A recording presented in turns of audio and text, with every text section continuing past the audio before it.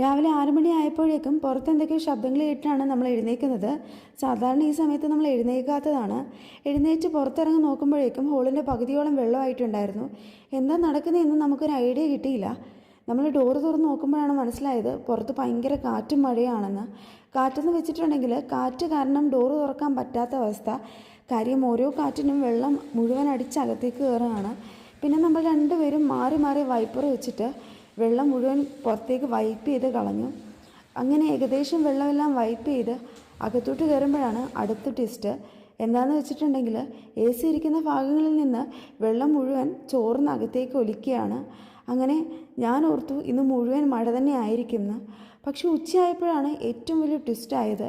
എന്താണെന്ന് വെച്ചിട്ടുണ്ടെങ്കിൽ മഴ മാറിയിട്ട് ഭയങ്കര കാറ്റും അതുപോലെ തന്നെ പൊരിഞ്ഞ വെയിലും.